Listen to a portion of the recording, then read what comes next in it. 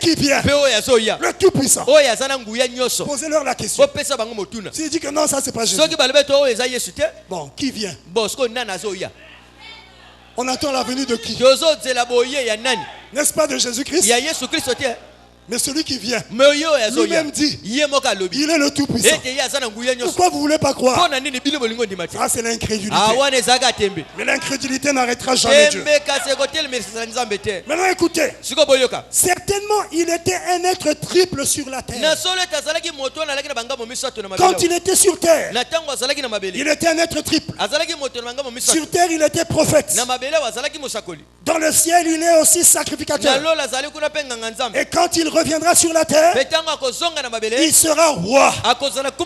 Et Frère Branham déclare, prophète, sacrificateur et roi. Deux points. Celui qui était, qui est et qui vient. Maintenant il dit, celui qui était, c'était Jésus, un prophète.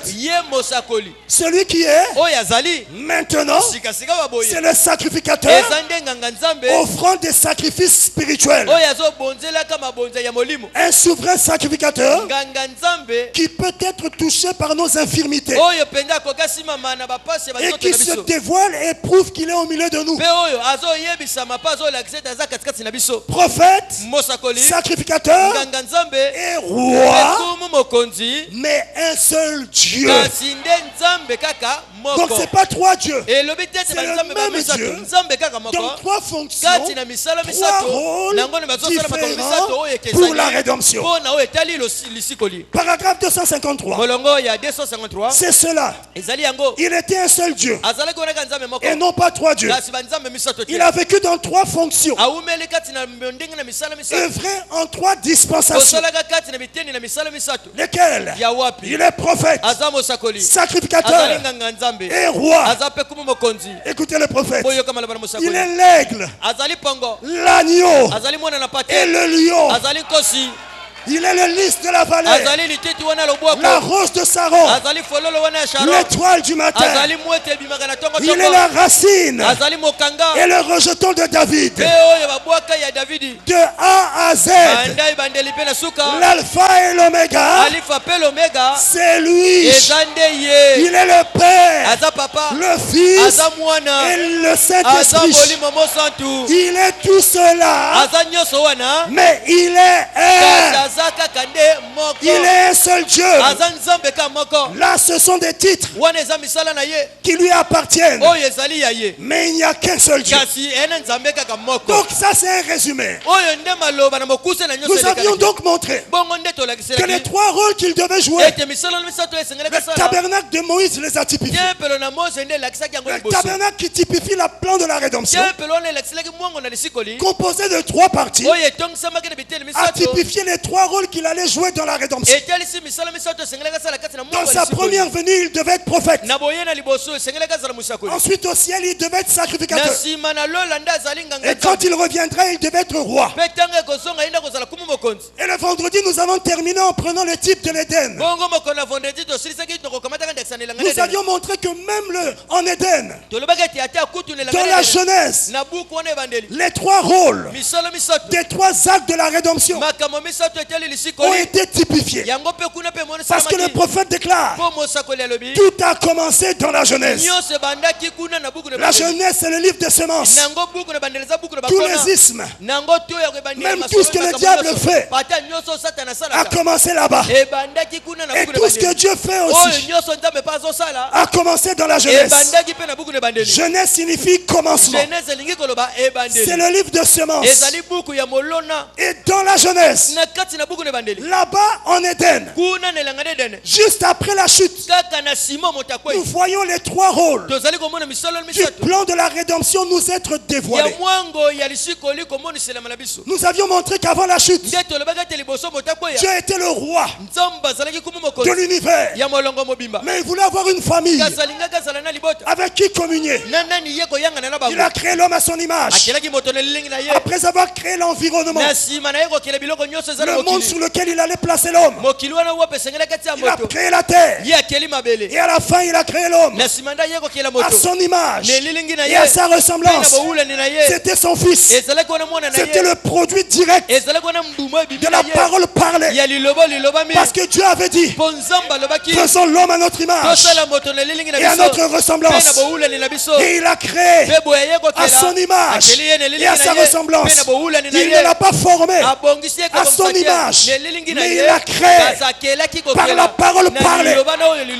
L'homme était le fruit de la parole parlée de Dieu. Il était la parole parlée qui fut rendue manifeste. Il avait été créé à l'image de Dieu. Mais dans cet état, il était à l'état esprit. Parce que Dieu lui-même était à l'état esprit. Il était la colonne de feu. Il était un être lumière sous la forme humaine. Et lorsqu'il a créé l'homme à son image, Frère Branham déclare, il a créé l'âme de l'homme.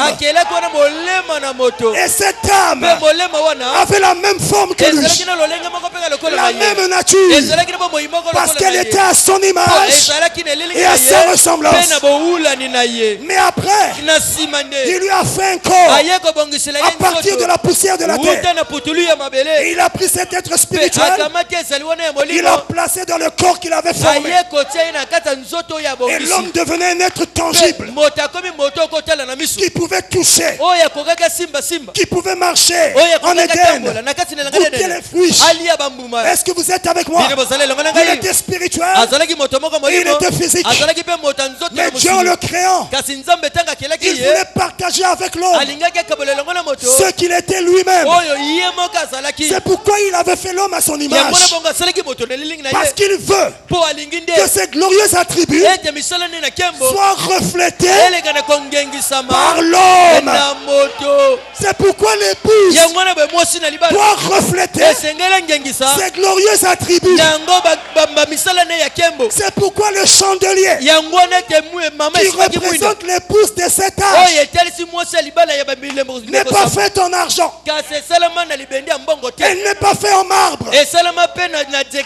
Qui avait dit à Moïse, fais le chandelier à cette lampe d'or pur. Le chandelier qui représente les 7 âges, qui représente l'épouse de 7 âges, est fait d'or. Or l'or, c'est la divinité. L'épouse est la divinité manifestée dans la chair. Elle doit refléter l'époux. Et Dieu était le roi de l'univers. Et lorsqu'il a créé l'homme à son image, il dit, je vais partager ce que je suis. Comme moi je suis Dieu, toi aussi tu seras Dieu. Mais un Dieu amateur. Parce que je dois, comme je suis le chef, je dois avoir au-dessus. Donc toi tu es Dieu amateur. Un Dieu avec petit d. Et moi je suis Dieu avec grand D. Comme moi je suis roi, toi aussi tu seras un roi. Et il avait fait de l'homme le roi de la terre. L'homme régnait sur la terre. Mais écoutez très bien, il ne régnait pas par lui-même. Dieu régnait en lui. Et alors l'homme régnait sur la terre. Est-ce que vous êtes avec moi? Dieu était le roi de l'univers. Il est roi. Il était roi à ce moment-là. Il régnait dans l'homme. Et l'homme était un roi sur la terre. Mais qu'est-ce qui s'est passé lorsque l'homme a désobéi à la parole, en acceptant la ruse du diable? Qu'est-ce qui s'est passé? L'homme a quitté sa position. Nous verrons qu'il est tombé de la parole. Le Saint-Esprit l'a quitté. Et Dieu qui régnait sur l'homme ne régnait plus. L'homme avait rejeté Dieu en tant que roi. Dieu en Éden était un roi rejeté. Le roi rejeté par Adam. Est-ce que vous êtes avec moi? Il avait accepté de se soumettre à la volonté du diable. Quand tu obéis à quelque chose de contraire à la parole, tu obéis à la volonté du diable. Ne fais pas ça. Même quand tu reçois une pensée, pour savoir si c'est de Dieu ou du diable, compare ça à la parole. Si c'est contraire à la parole, c'est du diable. N'obéis pas. Tu pêches quand tu obéis à la pensée qui te vient. Recevoir une mauvaise pensée, ce n'est pas encore le péché. Mais c'est quand tu acceptes dans ton cœur cette pensée que tu pêches. Or, pour obéir, il faut accepter dans le cœur. Il faut croire. Lorsque l'homme a cru à Satan, qui avait parlé à sa femme, et sa femme lui a transmis le message du diable, il a accepté. Il a rejeté Dieu comme roi. Dieu était le roi rejeté en Éden. Depuis l'Éden là-bas, Dieu avait été rejeté comme roi. Mais Dieu ne s'est pas vaincu. Quand Dieu a compris qu'il avait été rejeté, quand la nouvelle lui est parvenue que son fils était tombé, il a quitté son trône parce qu'il est roi. Il est venu sur la terre en Éden, lui-même, sous forme de lumière, sous la forme humaine, la première forme visible que Dieu a eu à prendre, c'est une forme humaine. Frère Branham déclare, Dieu est un homme. Mais cette forme-là n'avait pas la chair comme celle-là. C'était la théophanie. Et il est venu en Éden à la recherche de son fils. Lui qui était le roi rejeté. Il voulait redevenir le roi de l'homme. Il voulait occuper de nouveau sa position en tant que roi.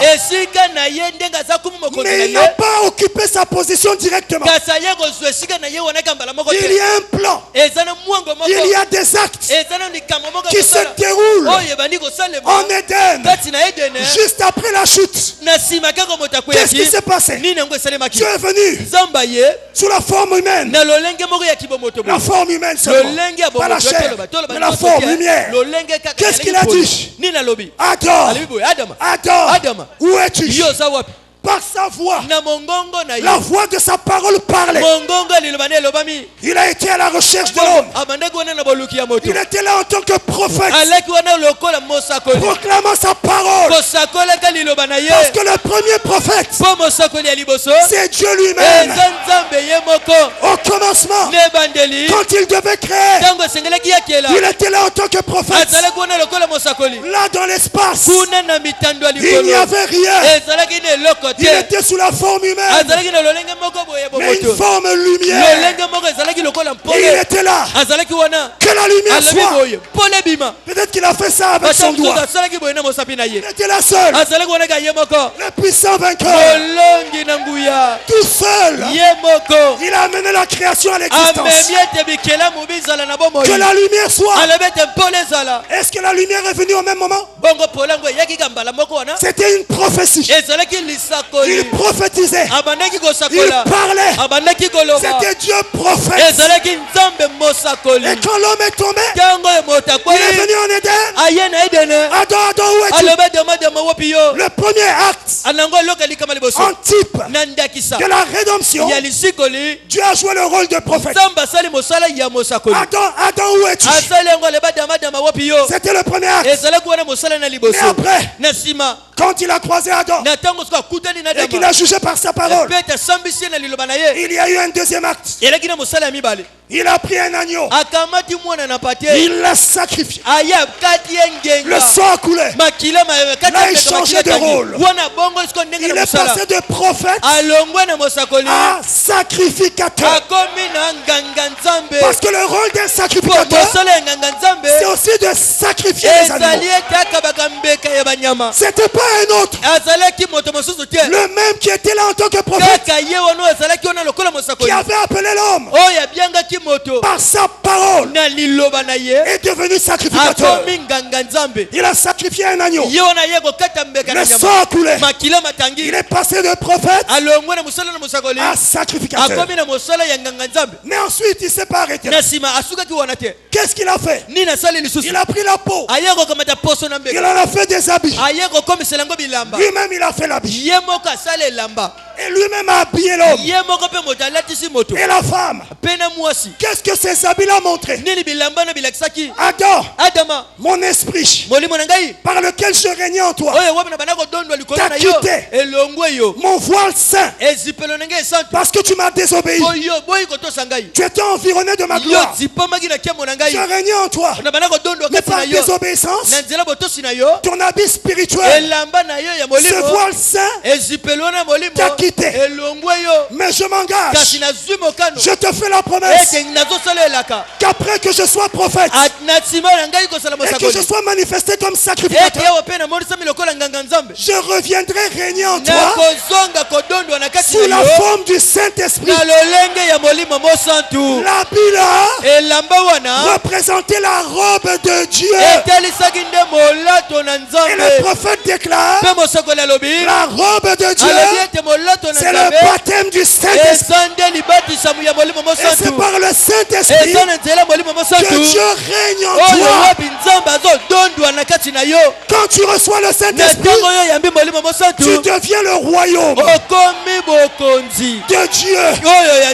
Parce que Dieu est roi en toi.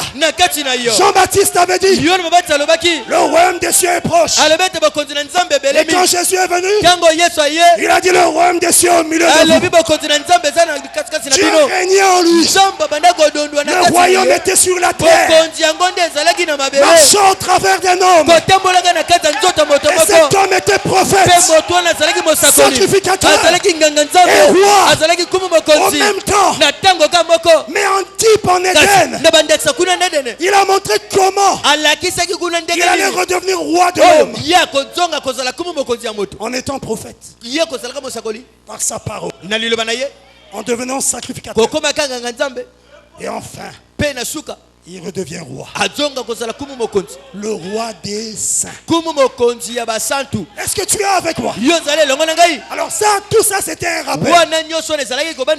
Est-ce que ça te va? Est-ce qu'on peut entrer pour les 5 minutes qui restent?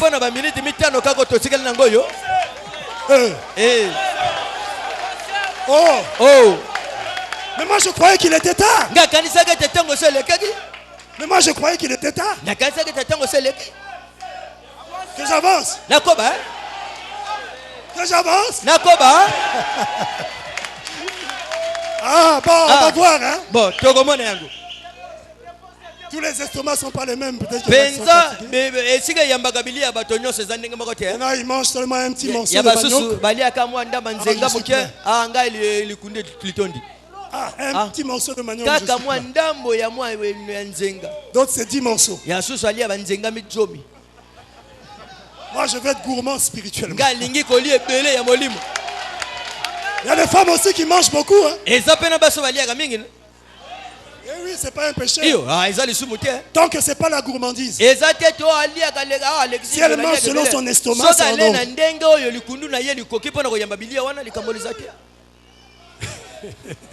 Frère, ne sois pas chopé. La soeur que tu fréquentes t'invite à manger. Et tu passes à table. Et la soeur, toi tu as 3 morceaux. La soeur, 7 morceaux. Le frère là où il est assis, la soeur là mange comme ça. Mais quand elle va venir chez moi, ça sera grave. Après, le frère va dire, mon frère, je pense que... Tu penses quoi? Tu avais dit que c'est elle. Il y a quelle écriture qui la condamne? Tant qu'elle n'est pas gourmande, c'est en ordre. Chacun a son estomac et sa capacité. Mais spirituellement, nous voulons tous être des gourmands. Est-ce que vous êtes avec moi? Dieu voulait récupérer l'homme afin de régner de nouveau sur l'homme. Comme on était avant la chute. Il voulait avoir la prééminence de l'homme. Et par le plan de la rédemption, il a dévoilé comment il allait atteindre ce but. En devenant prophète, en devenant sacrificateur. Et alors, il deviendra roi. Le roi des saints. Est-ce que vous êtes avec moi? Et même quand Jésus est venu sur la terre, la prière qu'il nous a enseignée nous dévoile le but pour lequel il était venu. Il était venu pour la rédemption. Et la rédemption nous est dévoilée par cette prière. Il dit, écoutez comment vous devez prier. Matthieu 6. Notre Père qui est aux cieux. Il nous montre d'abord la position du Père. Il est aux cieux. Il est élevé. Il est grand. Il est incomparable. Il nous montre sa position. Notre Père qui est aux cieux. Ensuite, il nous montre la nature de Dieu. Que ton nom soit sanctifié. C'est que ce Dieu-là, il est saint. Est-ce que vous êtes avec moi? Est-ce que vous croyez ça? Mais ensuite, qu'est-ce qu'il dit? Que ton règne vienne. Donc il est roi. Mais son règne devait venir. Parce qu'il ne régnait plus sur la terre comme au commencement. Que ton règne vienne. Que ta volonté soit faite sur la terre. Sur la terre. Oui. Nous sommes aussi une terre. Sur la terre, oui, mais aussi sur la terre que je suis. Comme elle est faite au ciel. Donc il nous montre que le but de Dieu, toutes nos prières, tout ce que nous pouvons être ou faire, tout ce que Dieu peut faire pour nous, son but, c'est qu'il règne dans nos vies. Il ne veut pas seulement être ton sauveur, mais il veut être ton Seigneur, ton roi, ton maître. Je ne veux pas seulement de lui comme sauveur, mais je veux qu'il soit mon Seigneur. Est-ce que tu es avec moi? Or un Seigneur, c'est celui à qui on obéit. C'est celui à qui on se soumet. Il veut que tu lui obéisses. Donc même sa prière nous dévoile son dessein, que son règne vienne. C'est pourquoi le plan de la rédemption, typifié par le tabernacle, nous montre les étapes par lesquelles il devait passer, pour que dans la troisième étape, que la colonne de feu soit sur le trône en tant que roi. Est-ce que vous êtes avec moi? C'est pourquoi le premier compartiment typifiait la fonction de prophète. Les ustensiles qu'il y avait là-bas dans le premier compartiment. Question-réponse. Il y avait quoi? Ah non, pas en désordre. Je veux une sœur qui puisse lever la main et me dire qu'est-ce qu'il y avait dans le parvis extérieur. Ne chuchotez pas. Une sœur. Quels sont les ustensiles qu'il y avait dans le parvis extérieur? Jésus aussi a fait des questions-réponses. Qui dit-on que je suis moi le fils de l'homme? Alors qu'avant c'était les disciples qui posaient les questions. Mais là lui il leur a posé les questions. Et je pose la question. Le parvis extérieur, il y avait quel ustensile, quel instrument, quel meuble là-bas?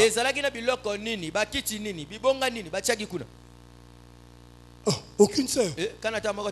Ah non, non, non, ça, je ne peux pas croire ça. À quoi? Sœur. Pourquoi le pasteur m'a regardé? Oh, tu peux répondre? Ah, ça c'est grave. Ah, non, non, non, non. Ça c'est 0 sur 20 pour les sœurs. Il n'y a pas une sœur qui va relever le défi avant que je passe auprès des hommes. Sur le balcon. Ah, sur le balcon. Oui, sœur. Il y avait quoi dans le parvis extérieur? Il y avait...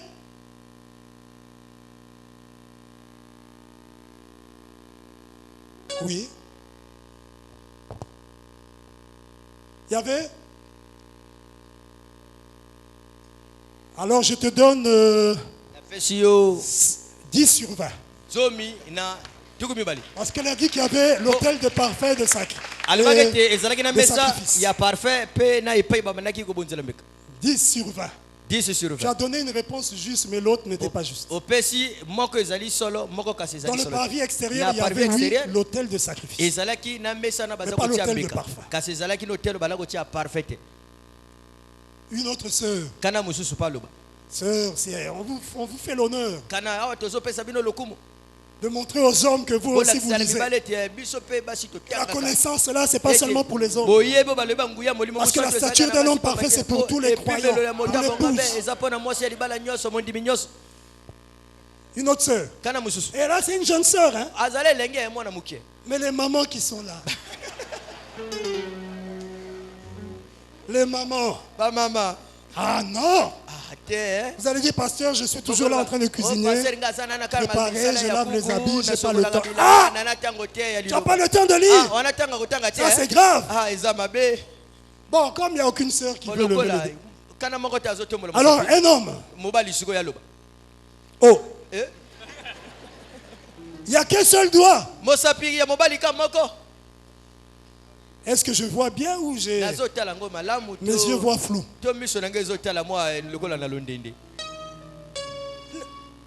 Ah, ça c'est grave.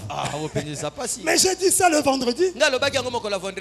J'ai lâché ça. On a lu ça. Frère, le nom, j'ai oublié. Tu sais là, j'allais dire Turs. Il y avait la cuve d'airain. Okay.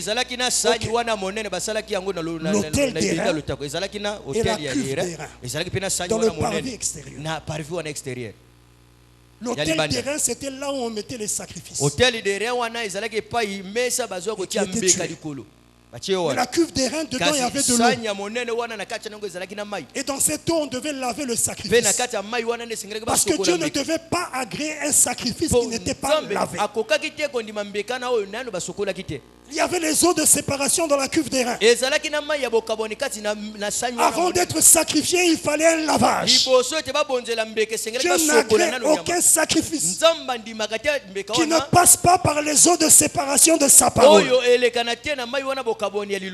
Maintenant écoutez. Cuve d'airain. L'autel d'airain. Est-ce que vous êtes avec moi? Qu'est-ce que ça représente? La première venue de Jésus-Christ. Parce que la cuve d'airain représente aussi les eaux du baptême du frère Branham. Je vous lis ça. Lisons frère Branham. Dans une vie cachée avec Christ. Paragraphe 26. Maintenant, si nous remarquons bien comment les ustensiles et tout étaient placés dans ces endroits, cela représente les dispensations dans lesquelles nous avons vécu depuis l'âge sombre. Ça aussi, c'est une autre application. Là, il applique ça avec Luther, Wesley, la Pentecôte. C'est en ordre. Et là, je vais prendre ça pour vous montrer une chose. Maintenant, le parvis extérieur représentait la justification. Là, c'est en rapport avec les étapes de la grâce. C'est en ordre. Parce qu'une même écriture a plusieurs applications. Il dit qui était là. L'eau du baptême. La cuve se trouvait là. Il y avait la cuve qui représente le baptême d'eau. Et il y avait l'autel d'airain qui représente la croix. Là où Jésus est mort. C'est pourquoi Jésus a été plongé dans l'eau. Dans sa première venue. Et ensuite il est allé à la croix. Le Jourdain c'était sa cuve d'airain.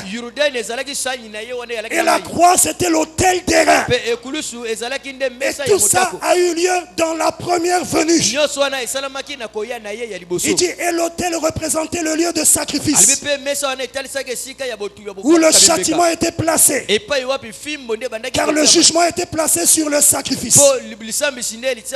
Donc le premier parvis représente la première venue de Jésus. Et là, il est venu en tant que prophète. Maintenant, le deuxième parvis, le lieu saint. Le deuxième compartiment. Là, n'entraient que les sacrificateurs.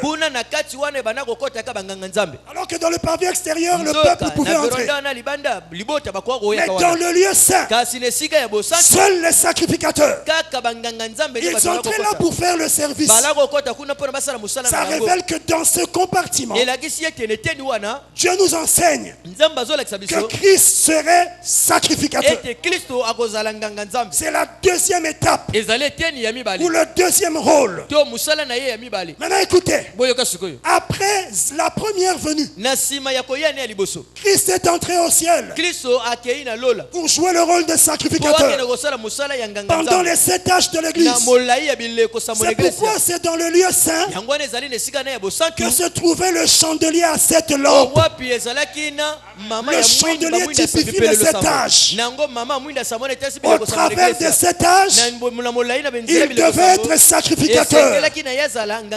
Et il n'y avait pas que ça. Il y avait l'autel de parfum. Là où on brûlait l'encens. Chaque jour, le soir et le matin, un sacrificateur devait entrer là-bas pour brûler l'encens. Or l'encens représente les prières. C'est là que se faisait l'intercession. Parce qu'un sacrificateur a aussi le rôle d'intercéder.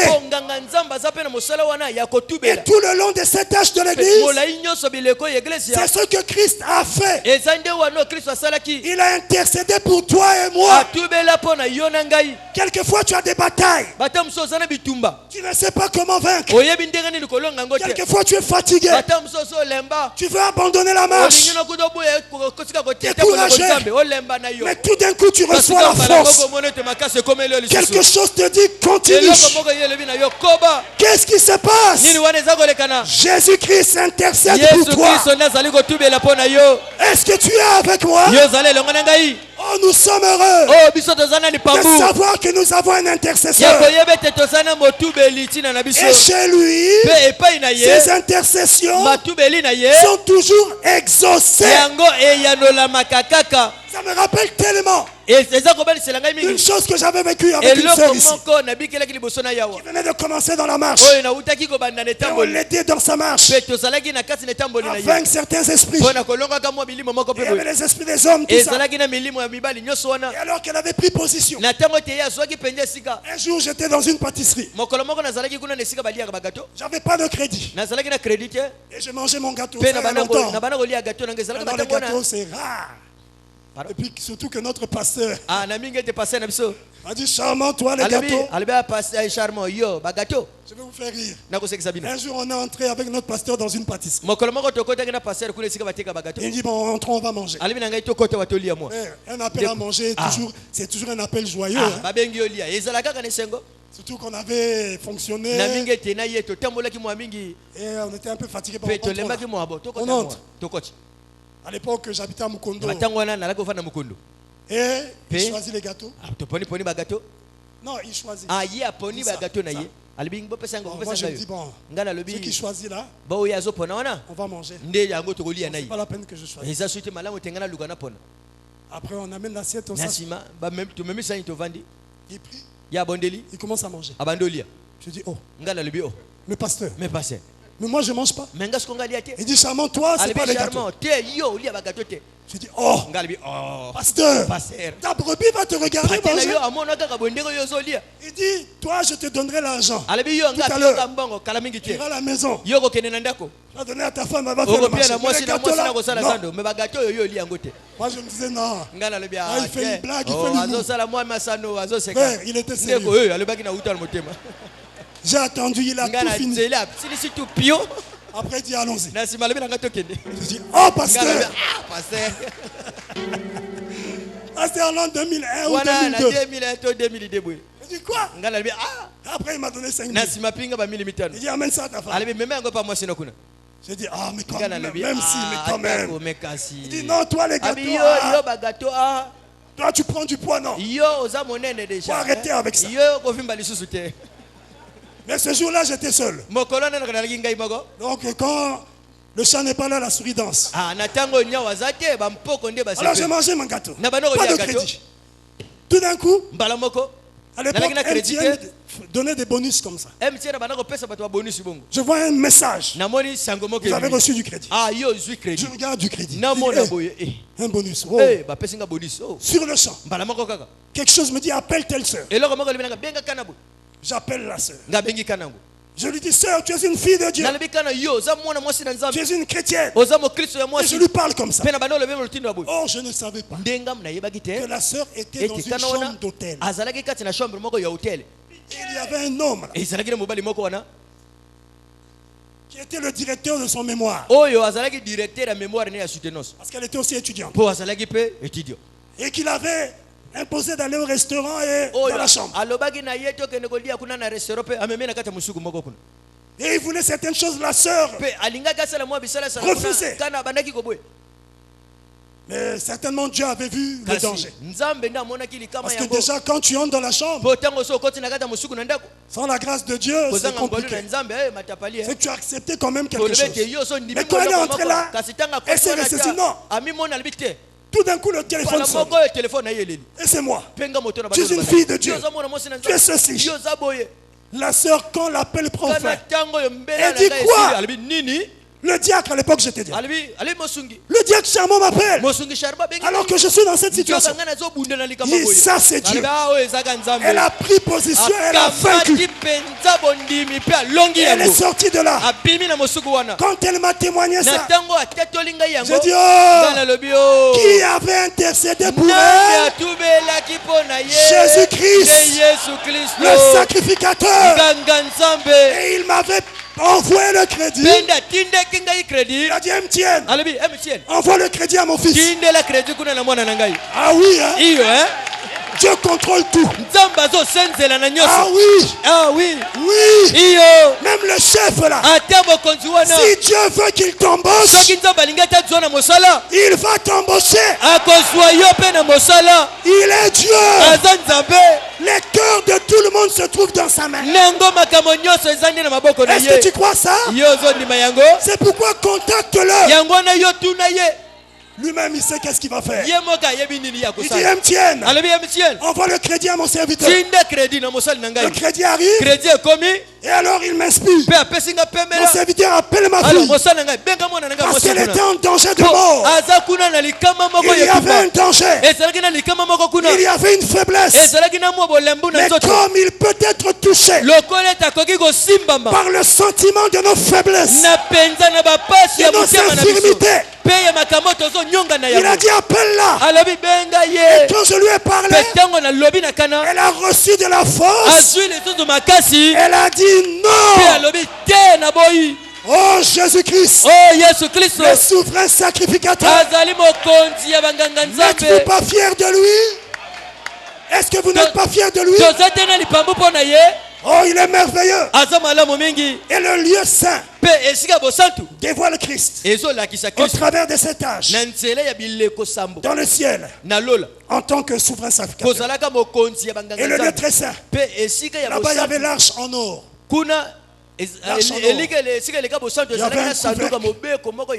Sur l'arche, un couvercle. Le propitiatoire. C'est une forme de trône. Et c'est là que la colonne de feu siégeait. Ce trône-là était en or. Le trône d'or représente la royauté. C'est Dieu en Christ en tant que roi. Est-ce que vous êtes avec moi? Est-ce que vous comprenez? C'est pourquoi ces trois fonctions ont des rôles précis dans nos vies. Nous allons étudier chacune des fonctions. La fonction de prophète, la fonction de sacrificateur et la fonction de roi. Vous verrez que ces rôles ont quelque chose à voir pour ta rédemption.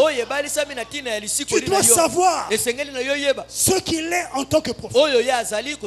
Surtout que dans cet âge, il s'est encore révélé en tant que prophète, le Fils de l'homme. Est-ce que vous êtes avec moi?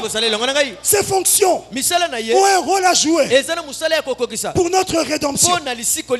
Dans la première fonction, en tant que prophète, il était venu payer le prix du rachat. Parce qu'il devait mourir en tant qu'homme. Prophète. Est-ce que vous êtes avec moi? Nous irons dans les détails. Et quand il est mort, il a payé le prix du rachat pour que tu sois libre. C'est pourquoi l'œuvre de Golgotha t'a rendu libre. Pas que tu seras libre, tu l'es déjà. Pas que tu seras guéri, tu es déjà guéri.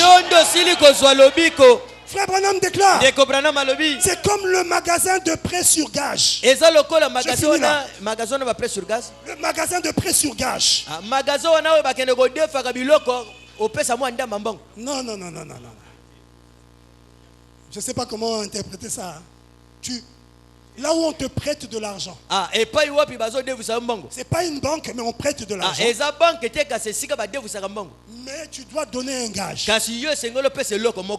Une chose de valeur. Quand tu n'avais pas d'argent et que tu avais quelque chose à faire d'urgent, tu avais un besoin urgent. Aux États-Unis, il y en a. Tu allais au magasin de prêt sur gage. J'ai besoin de tant de dollars ou de tant de CFA. Le monsieur dit oui, je peux te donner ça tout de suite. Mais tu dois me donner un gage. Une garantie que tu vas me rembourser. Et que tu vas aussi payer les intérêts. Et la garantie, ça devait être un objet de valeur. Et la valeur de l'objet devait dépasser la valeur du montant que tu devais prendre. Est-ce que vous comprenez? Parce que quand tu as emprunté 100 000, tu ne devais pas rembourser 100 000. Il y avait des intérêts. Il ne faisait pas ça pour t'aider. L'homme là faisait ça pour empocher des bénéfices. Et son bénéfice, c'est dans les intérêts. Donc l'objet que tu devais lui donner, qu'il devait garder, devait être un objet de valeur. Et d'une plus grande valeur que le montant que tu devais emprunter. Et l'homme regardait l'objet. Il devait savoir vérifier oui la valeur. Et quand il avait la confirmation de la valeur, il gardait ça. Et il te donnait l'argent. Et tu partais. Résous ton problème. Et il attendait la date fixée pour que tu viennes rembourser l'argent. Malheureusement, il y en avait qui n'avaient pas eu l'argent à rembourser. Il perdait son objet de valeur qui valait même plus que l'argent qu'il avait emprunté. Celui qui avait l'argent pour récupérer, il venait y présenter l'argent et les intérêts. Et alors on lui rendait son objet. Est-ce que vous êtes avec moi? C'est le magasin de prêt sur gage. Mais il y avait une loi pour celui qui n'avait pas le moyen de payer. Quelqu'un d'autre pouvait payer à sa place. Peut-être que c'est toi. Tu avais emprunté 200 000. Tu avais laissé peut-être un costume de 300 000 ou un costume de 500 000. Je ne sais pas si on a, il doit y en avoir aussi. Tu avais laissé ça là-bas. Et tu as dépensé l'argent et tu t'attendais à quelque chose pour rembourser, récupérer ton costume. Mais l'argent n'est pas venu. Et tu regrettes ton costume. Mais il y avait la grâce. Pour cet homme, il fallait quelqu'un de compassion. Un homme de compassion qui avait les moyens de payer ta dette et tes intérêts à ta place. Cet homme partait. Il dit, je suis venu pour monsieur un tel. Il a emprunté tant. Il a laissé telle chose. Il n'a pas eu l'argent. Mais moi j'ai l'argent. Je viens payer avec les intérêts. Combien ça fait? L'homme comptait les jours. Il dit ça fait tant. Il sort l'argent, il paye. Il dit alors donnez-moi son costume. Parce que je dois aller le lui rendre. Je dois lui restituer. Je suis venu payer le prix. Payer le prix c'est une chose. Et après je vais lui restituer. Là je touche un peu le reste de notre sujet. Et quand il paye le prix, le chef, le patron du magasin sur gage, magasin de prêt sur gage, lui donnait un reçu, une facture qui attestait qu'il avait payé. Et il marquait la dette de monsieur un tel est payée. Elle a été remboursée. Est-ce que vous êtes avec moi? Et le monsieur sortait avec le reçu. Et il va te voir. Il dit mon frère, tu avais perdu telle chose. C'était dans le magasin de prêt sur gage. Tu n'avais pas le moyen de récupérer ton costume. Mais moi j'ai eu compassion. J'ai payé à ta place. J'ai payé les intérêts. Voilà le reçu. Le monsieur, attendez. Le monsieur ne récupérait pas l'objet. L'objet restait là-bas. Il partait avec le reçu. Et il disait à celui qui avait perdu l'objet, j'ai payé. Tiens le reçu. Va récupérer maintenant ton objet. Est-ce que vous êtes avec moi? L'homme partait. Il montrait le reçu. J'avais emprunté tant. Et j'avais laissé tel objet. Mais je n'ai pas eu les moyens. Mais j'ai un parent rédempteur. Quelqu'un que j'aime. Et qui m'aime. Qui a payé. Au double même. Au double même de mes péchés. Il a payé le prix. Et le reçu est là. Je suis venu récupérer ce qui m'appartient. Rends-moi mon objet. Est-ce que tu es avec moi? Ça, qu'est-ce que ça représente?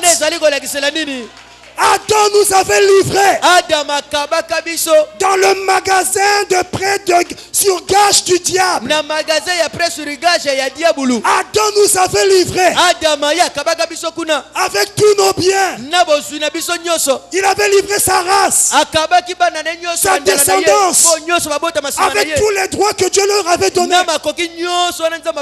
Il nous avait livré au diable. Nous étions dans le magasin de prêt sur gage. Et c'était misérable. Parce qu'Adam avait accepté la lumière du diable, la sagesse de Satan. Mais il n'avait pas le moyen de récupérer nos vies et les droits qu'on avait perdus. Et on était malheureux, emprisonnés dans le magasin de prêt sur gage du diable. Abraham dit c'est horrible. Un magasin de prêt sur gage. On était là malheureux, livré entre les mains de l'ennemi. Mais un jour, il y a eu un homme, Jésus-Christ, qui était Dieu lui-même. Il est venu sur la terre en tant que prophète. Il a parlé. Il n'était pas seulement prophète, il était aussi la parole. Alors que les prophètes de l'Ancien Testament, la parole venait à eux. Mais lui, il était plus qu'un prophète. La parole ne venait pas seulement à lui, mais il était lui-même la parole. Or la parole devait être sacrifiée pour payer le prix du rachat. Parce qu'au commencement, l'homme était tombé de la parole. Et la seule chose qui pouvait le ramener, c'était la parole. Il est venu lui-même, la parole, en vue de la rédemption. La parole faite chair, qui devait saigner comme l'agneau qui avait été sacrifié. Et lorsqu'il est allé à la croix, il a payé le prix pour ta dette, pour ma dette, pour notre liberté. Nous qui étions esclaves dans le magasin de prêt sur gage du diable. Mais quand il a dit tout est accompli, en d'autres termes, c'est fini. C'est fini. On dit quoi? La riz. En lingala on dit quoi? En boché on dit quoi? Essesia. En teke on dit quoi? Ifi.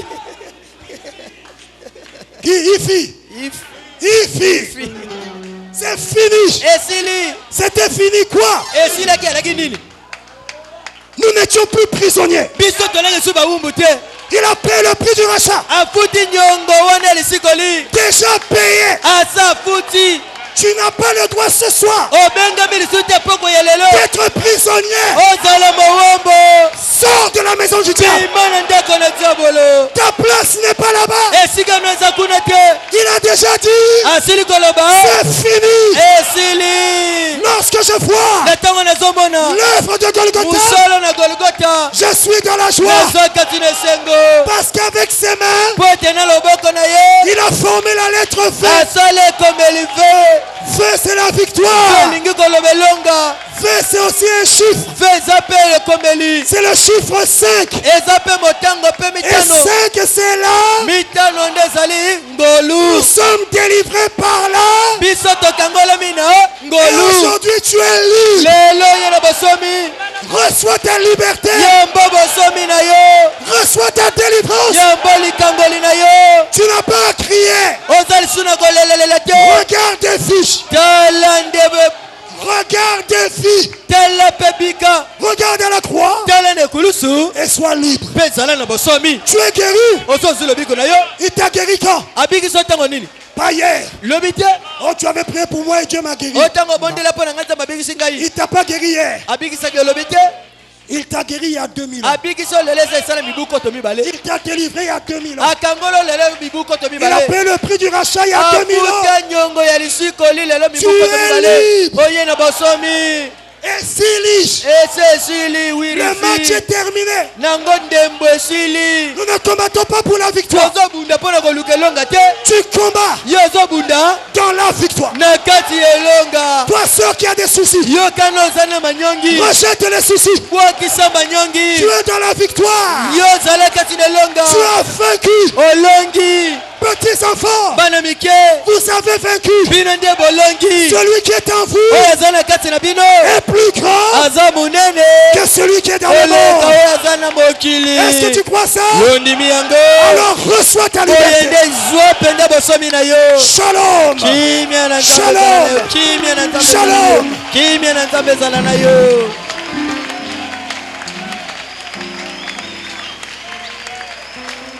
Je termine en vous lisant.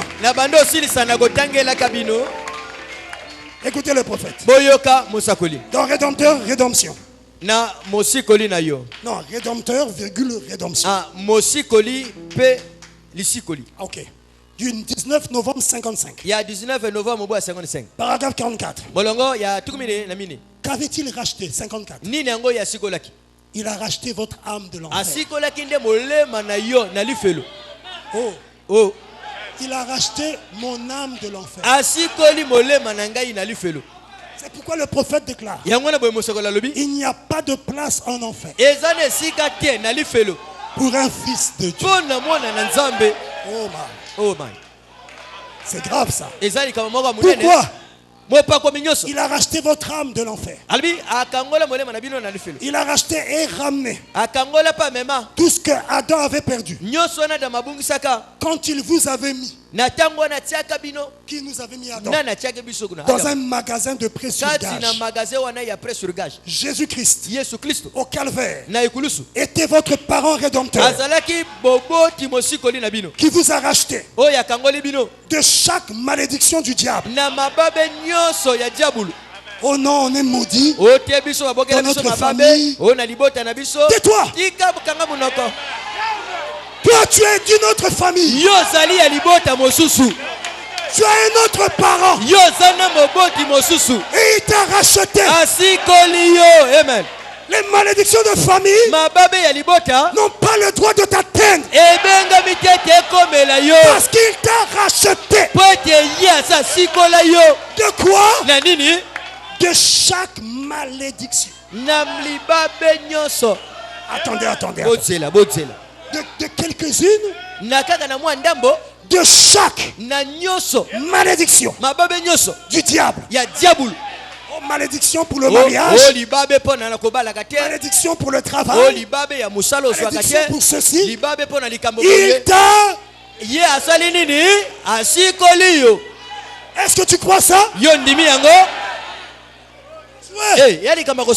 Si tu crois ça de tout ton cœur, quelque chose va se passer maintenant.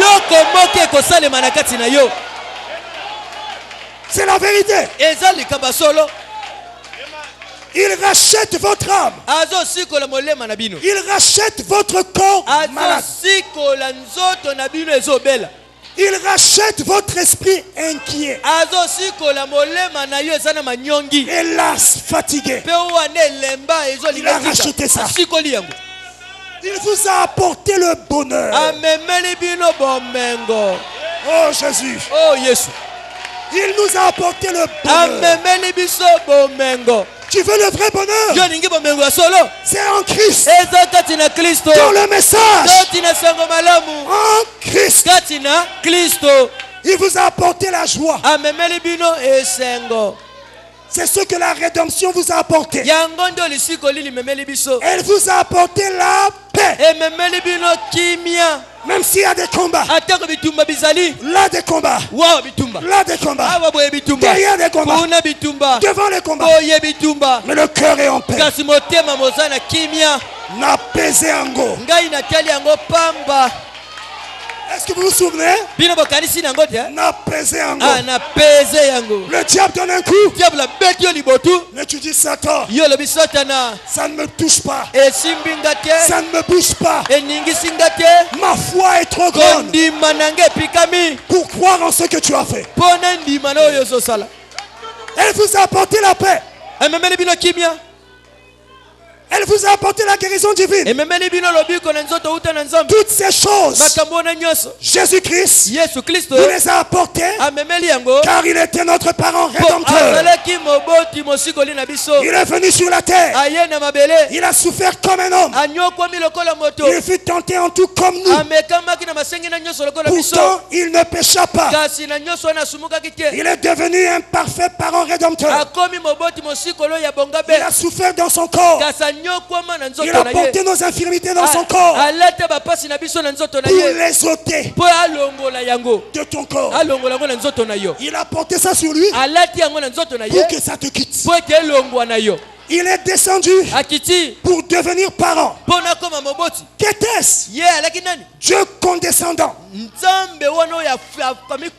et descendant en Jésus. Est-ce que tu peux dire amen? Voilà votre prix du rachat. qu'il a accompli en tant que prophète. Il était aussi l'agneau parfait. Il a crié, tout est accompli. Si tu as un problème, la délivrance ne consiste pas à regarder à ton problème, mais à regarder à ce qui a été pourvu. Israël avait été mordu par des serpents. À cause de leur péché, ils mouraient. Et Dieu, dans sa miséricorde, avait dit à Moïse, fais un serpent d'airain. Prends une perche, place-le là, élève-le entre ciel et terre. Ça typifie la croix. Quiconque a été mordu et qui regarde au serpent d'airain, il vivra. Ils avaient donc un choix à faire. Regarder la plaie ou regarder la croix. Et c'est le choix que tu as à faire. Quand tu regardes à ton problème, ton problème va te vaincre. Mais si tu détournes ton regard de ton problème et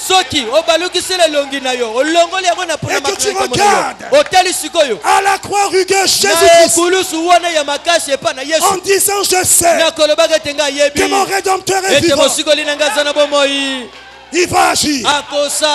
Je ne me soucie pas. Je suis dans la joie. Car la victoire est déjà remportée. Sache que tu auras la victoire. Aujourd'hui, arrête de regarder à ton péché. Arrête de regarder à la maladie. Tourne les regards vers Jésus, le parent rédempteur, le prix du rachat. Shalom, shalom. Levons-nous, nous allons prier.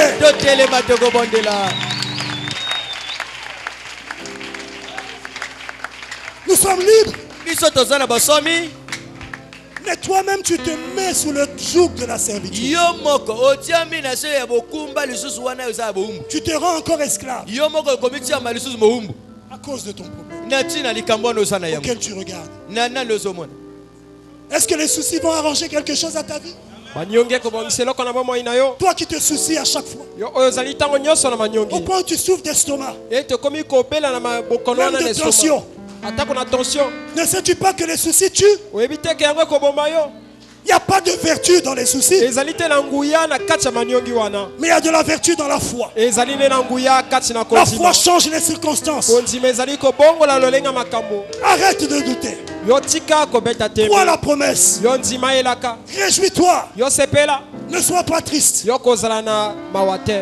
Et remercie-le en lui disant merci Seigneur parce que tu m'as déjà guéri. Je te rends grâce parce que tu m'as donné le boulot. Je te remercie parce que tu m'as délivré. Confesse-le. Parle-le. Dis ça de ta bouche. Et la chose que tu prononces finira par s'accomplir. Alors que nous fermons les yeux, nous allons chanter le cantique. Ils viennent de l'est et d'ouest. Ils viennent de lointains pays. Fêter avec le roi comme ses invités. Que ces pèlerins sont bénis. Ils viennent de l'est et d'ouest. Ils viennent de lointains pays. À la fête du roi, comme ses invités. Que ces pèlerins sont bénis. Contemplons son saint visage, brillant d'éclat divin. Oh, participant de sa grâce, comme joyeux de sa cour. Oh, mon cœur est heureux depuis depuis que Jésus m'a libéré. Je ne porte plus le fardeau de soucis. Ne porte plus les Ton soucis. joug est si doux pour moi. Regarde à Jésus. Mon âme était noire comme lui. Mais les ténèbres enfuient.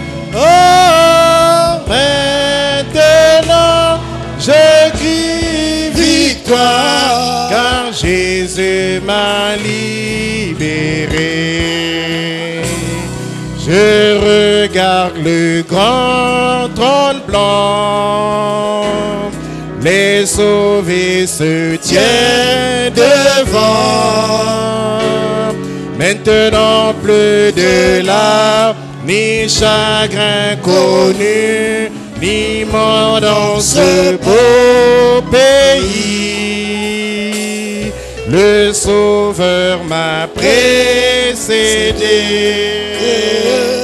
me préparant la voie. Oh, bientôt nous serons ensemble dans le temps où l'éternité. Oh, mon cœur est heureux. Mon cœur est dans la joie. Sois dans la joie. Que Jésus m'a libéré. Je ne porte plus le fardeau de soucis, sans joug et si doux pour moi. Mon âme était noire comme lui. Mais les ténèbres enfuient. Oh, maintenant je crie victoire, car Jésus m'a libéré. Que chacun parle à Dieu. Que chacun parle à Dieu.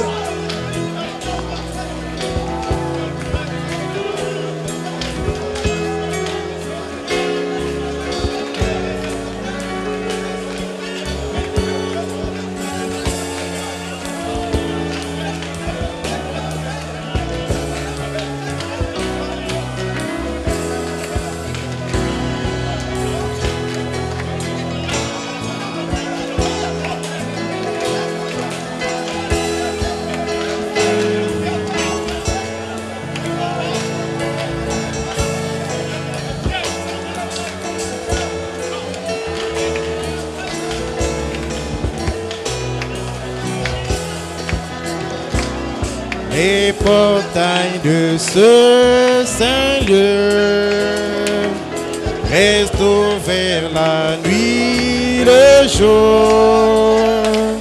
Regarde au Seigneur qui donne plus de grâce, dans l'amour prépare la voie. Une place dans ses belles demeures qu'il réserva pour te préparer aux noces. Obéis à ce t'appelle. Oh mon cœur est heureux depuis que Jésus m'a libéré. Je ne porte plus le fardeau de soucis, sans joug et si doux pour moi. Mon âme était noire comme nuit, mais les ténèbres enfuient. Oh, maintenant je crie victoire, car Jésus m'a libéré. Oh, Jésus revient bientôt, alors nos peines sont finies. Si notre Seigneur veut pardon pour ceux qui sont sans péché. Aurez-vous alors la joie pour le chagrin, la paix, quand il reviendra dans sa gloire, nous le rencontrerons là-haut. Oh mon cœur est heureux depuis que Jésus m'a libéré. Je ne porte plus sans jour et si doux pour moi. Mon âme était noire comme nuit, mais les ténèbres enfuient. Oh, maintenant je crie victoire, car Jésus m'a libéré. Écoutez au ciel et tout ce que tu as en bien. Jésus-Christ est riche en bonté, et toi terre des hommes, bétail des champs, oh louez-le car il est bon. Écoute au ciel et tout ce que tu as en bien. Jésus-Christ est riche en bonté, et toi terre des hommes, bétail des champs, oh louez-le car il est bon. Combien il est bon, combien il est bon, combien il est bon, mon Seigneur, mon Dieu, combien il est bon. Je louerai toujours. Il nous a créés pour la vie éternelle, mais nous avons péché et avons tout perdu. Mais dans sa bonté, il se décida de nous ramener à la vie. Combien il est bon, combien il est bon, combien il est bon, mon Seigneur, mon Dieu, combien il est bon, alléluia, et je le louerai toujours.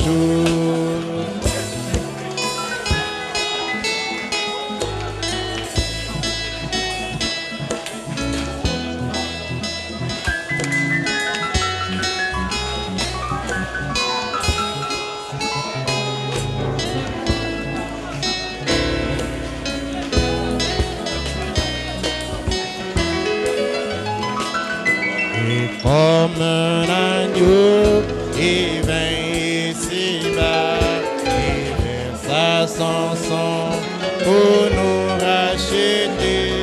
Depuis ce jour-là, nous pouvons crier, oh bon, où est ton aiguillon? Combien il est bon, combien il est bon, combien il est bon, mon Seigneur, mon Dieu, combien il est bon, alléluia, oui, je le louerai toujours. Alors que j'invite le pasteur Luther à venir clore par une prière. Si vous avez des requêtes, veuillez lever la main. Alors que le serviteur de Dieu, l'homme de Dieu va prier. Croyez qu'il vous sera fait selon votre foi. Car tout est possible à celui qui croit. Et le prix du rachat a déjà été payé. Dieu notre Père Céleste, tu viens ce matin d'exprimer ton amour envers nous. En nous parlant de la manière dont tu l'as fait, Seigneur. Tu voulais nous montrer, Seigneur, que nous n'avons pas à nous débattre par nos propres efforts. Parce qu'il y a quelqu'un qui a accepté de payer le prix pour nous. Il y a quelqu'un qui a accepté de porter nos fardeaux. C'est toi, notre parent rédempteur. Tout ce que nous sommes, c'est le fruit de ta grâce. De cette œuvre de la croix, Seigneur, où tu as accepté, Seigneur, de payer le prix. Rançon pour nos péchés, Seigneur. Alors que la Bible dit que tous nous avons péché, avons été privés de la gloire. Tu as frayé une brèche pour nous. Tu as payé le prix, Seigneur. Pour que nous, Seigneur, indignes, que nous puissions être sauvés par la grâce de Dieu. Et nous te remercions encore une fois de plus. Nous ne saurons jamais payer tout ce que tu as fait pour nous, Seigneur. Car chaque jour que nous passons, cette dette ne fait qu'augmenter pour nous. C'est pourquoi nous avons simplement décidé de te confier tout ce que nous sommes. D'être entièrement à ton service. Et que tu accomplisses simplement en nous ton vouloir et ton pouvoir. Et selon le bon plaisir de ta volonté. Que nous puissions accomplir, Seigneur, ce qui est de toi. Merci, Seigneur, pour la parole. Merci, Seigneur, pour ton serviteur que tu as utilisé puissamment ce matin. Oh Dieu Tout-Puissant. Nous prions que tu te souviennes de chaque main qui a été levée, Seigneur. Derrière chaque main, il y a une requête. Et nous venons d'entendre que tu es le souverain sacrificateur. Celui qui compatit à nos faiblesses. Celui qui intercède pour nous. Qui est, oh Dieu Tout-Puissant, le sacrificateur. Et qui répond à toutes nos confessions. Que tu te souviennes de chaque main levée, Seigneur. Que tu accordes la solution à tous ceux qui ont des problèmes. Au nom du Seigneur Jésus-Christ. Et que ceux qui ont des problèmes de maladie, que tu les accordes la guérison au nom du Seigneur Jésus-Christ. Nous avons appris, Seigneur, que tu nous donnes la paix et la joie. Alors, Seigneur notre Dieu, que tu redonnes la joie à ceux qui l'ont perdu, Père. Et que tu mettes la paix dans le cœur troublé, Seigneur. Que nous ne puissions plus regarder à la grandeur de nos problèmes, mais que nous puissions regarder à toi qui as fait la promesse. Car tu es plus grand que nos problèmes. Oh Dieu Tout-Puissant, que nous puissions rentrer avec ta paix. Et que les anges nous accompagnent, Seigneur. Que le Saint-Esprit nous aide à vivre la parole. Et que où que nous allions, que nous puissions la ruminer. Quels que soient les problèmes et les circonstances. Que nous puissions, Seigneur, nous souvenir de ta parole. Et que tu es toujours présent avec nous. Oh Dieu Tout-Puissant. Bénis chaque frère et chaque soeur. Rentre avec chacun de nous, Seigneur. Bénis tous ceux qui ont participé, contribué pour la bonne réussite de cette réunion ce matin. Bénis notre pasteur. Et sois béni, Seigneur. Au nom de Jésus-Christ. Amen. Amen. Dieu bénisse le pasteur Luther. Croyez dans la prière. Qui a été faite et croyez dans votre prière. Et recevez selon vos requêtes. Nous sommes arrivés à la fin de la réunion. Je vous invite à vous saluer. Le samedi prochain, je serai là. À partir de 8h, je recevrai la sœur Nzawe Vanessa, le frère Bizenga Edmond, le frère Alinga Baka Valde, le frère Lufumi Chibrel, la sœur Nani Telamio Hermani, le frère Abdallah Hussein Donga, le frère Mukobolo Olivier, le frère Bredan Elenga, le frère Akonzo Pavel et la sœur Michou, l'épouse du frère Hervé. Dimanche, et plutôt samedi à 8h, je recevrai ceux qui ont entendu leur nom là. Tout à l'heure dans mon bureau, je recevais le couple Nawa Monao, Pierre, notre conteur des chants, le pasteur Nsiloulou Jacques de la Nuée Tabernacle, la sœur Ngafula Merveille, la sœur Priska Mbizi.